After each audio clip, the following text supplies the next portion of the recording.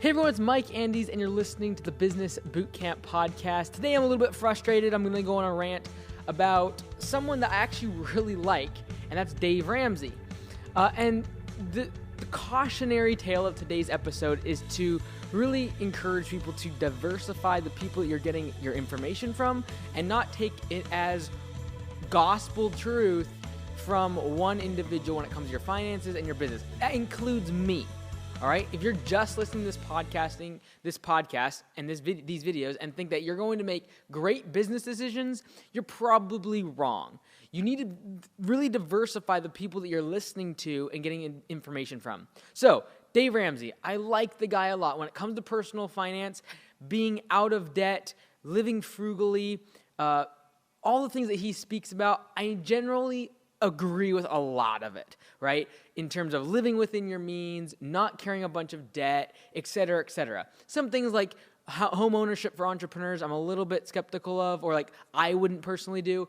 In general, I think home ownership is great for the average consumer and the average 9-to-5 employee because there's a lot of tax benefits. You know, it helps with, buoy you against inflation, your value of your equity in your home goes up, et cetera, et cetera. But for an entrepreneur, the reason I'm a little more skeptical is because if you have a good small business, taking the money that you would otherwise put into your real estate into your business should, if it's a good business, have a better return on investment, et cetera, et cetera. So I've talked about that before, in addition to the fact that owning a home usually will tie you down to a big piece of a big mortgage, a big piece of real estate, and that might not be what you want to do if you're an entrepreneur needing to travel, go after opportunity, etc.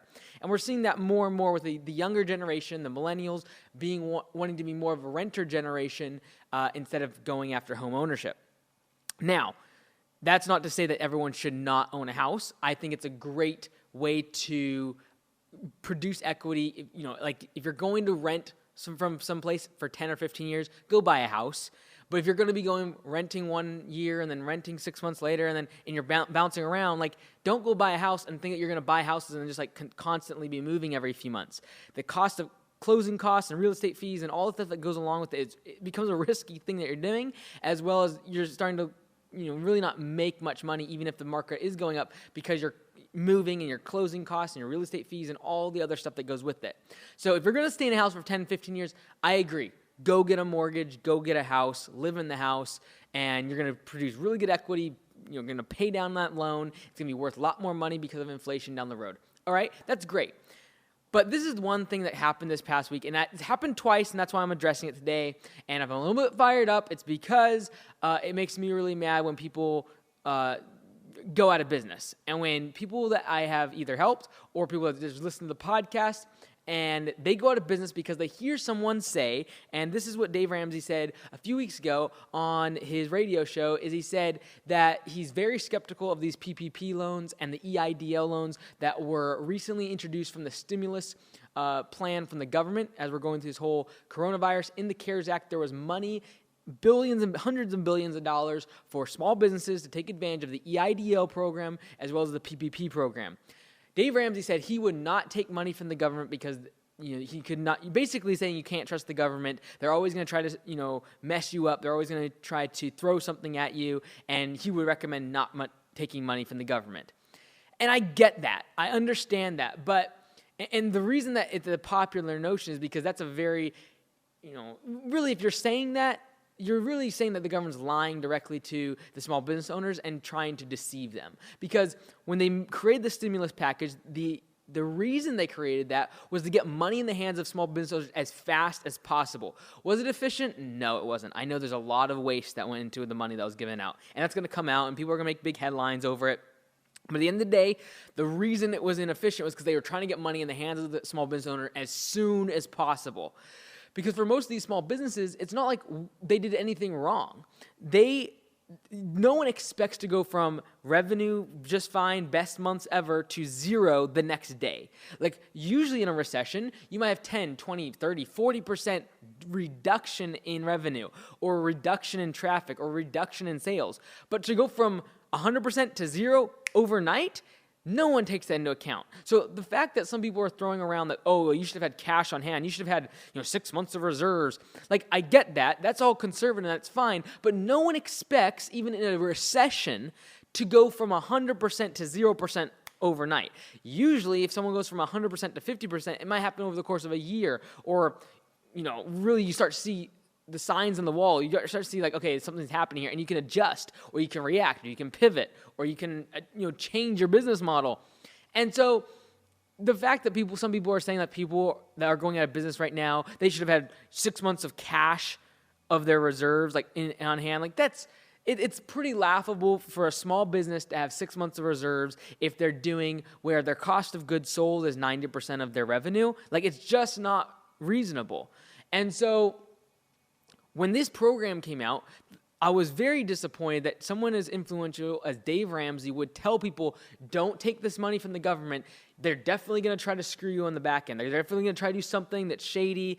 You don't want to borrow money from the government. When at the end of the day, let's just really quickly go over the PPP program. The Payment Protection Program was designed so that small business owners can bring back their employees. Right now, the deadline to bring them back is June 30th. There's a really good chance it's going to be extended. Basically, the PPP give you 8 weeks to be able to pay your employees their paycheck for 8 weeks.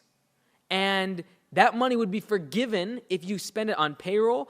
Up to 75% of it had to be spent on payroll, and then 25% of it could be spent on things like rent and utilities. And so this was like exactly what a lot of small business owners needed. And yet you have someone like Dave Ramsey that's putting doubt in their mind, saying, oh, like, you just don't take money from the government. And he was kind of almost not bragging, but just kind of saying, hey, like, we are keeping all of our staff on, we're paying them all, and that's fine. But like, most small business owners are not in the same position as you.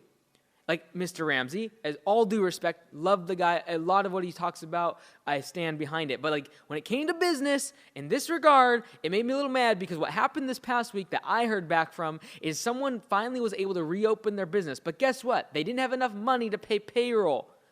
And they could have had that money if they would have applied for the PPP program. But guess what? They can't apply for the PPP program now because it's done. The money's dried up. It's gone. And they listened to someone that said, oh, no, don't apply for that money. You don't want any money from the government. They're going out of business this week because they don't have the money to pay payroll and get those employees to come back.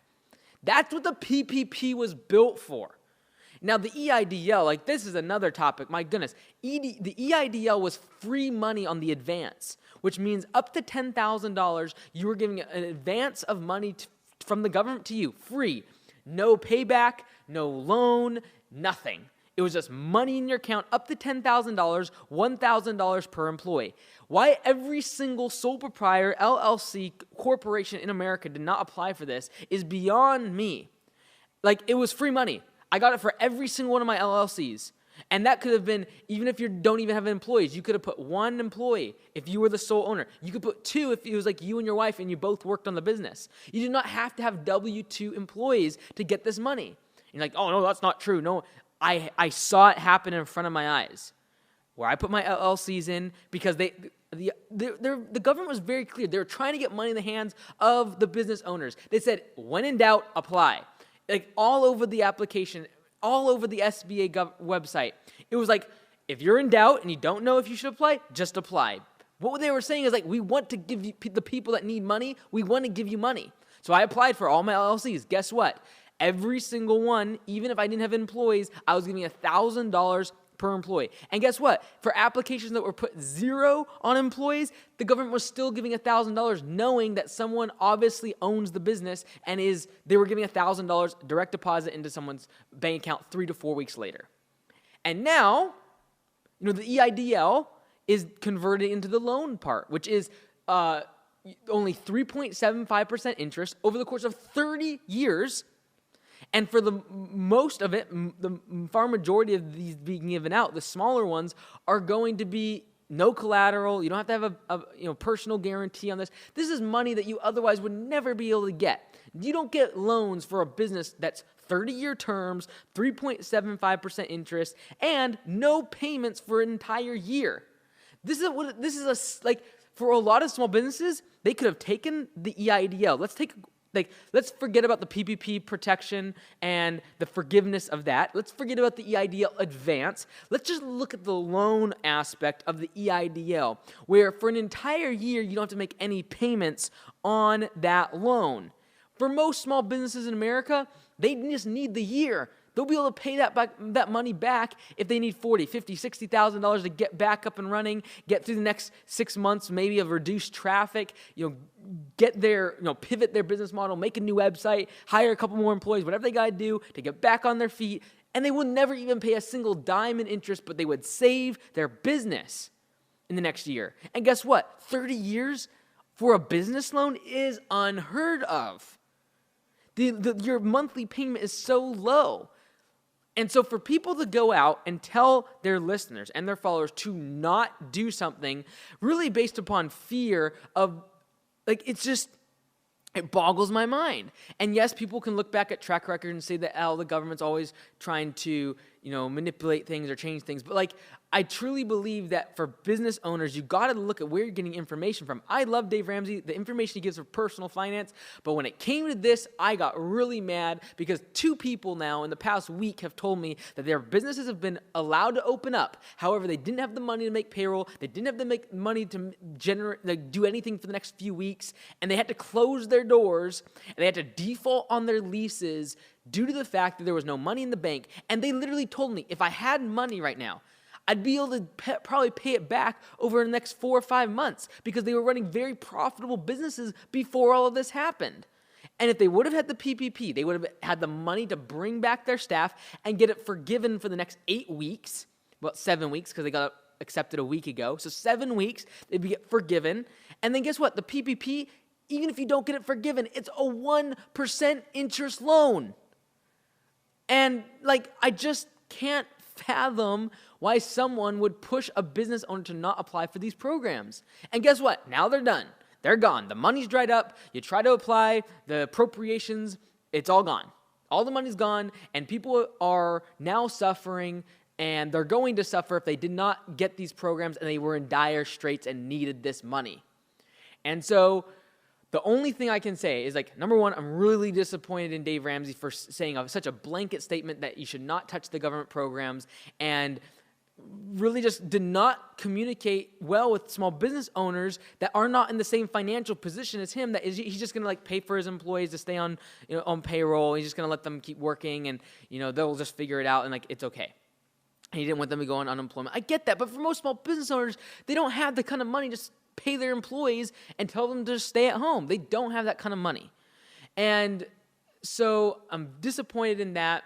And I'm disappointed in the fact that business owners are not educated enough to be able to realize you can't take all your information from one source. And if that's me, you got to figure someone else out. There's other people that give good advice or telling what's happening in the world right now. I wouldn't be getting my financial information or my business advice from the news right now. It's all going to be bad news. It's going to be drama. It's going to be inflated. You got to remember that news agencies, their job is not to give you good news. It's to make sure they get clicks and get their ads watched because people are actually viewing and seeing and interested in what they're talking about. So clickbait and dramatizing things is their business model. And so you got to get your information from people. And this is why YouTube is so great, is because you can follow people like myself or people that are much better than I am in your industry or in finance or in business and in marketing and figure out what you can do right now.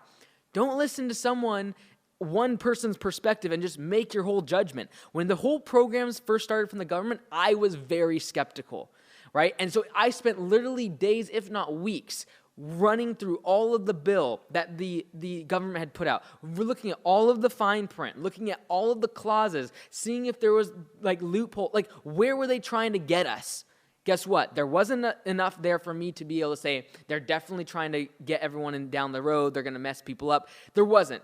And so I had to educate myself though. It took me a solid week of really understanding everything about it to be able to make the decision that look, this is a very good program. People that need this should use it.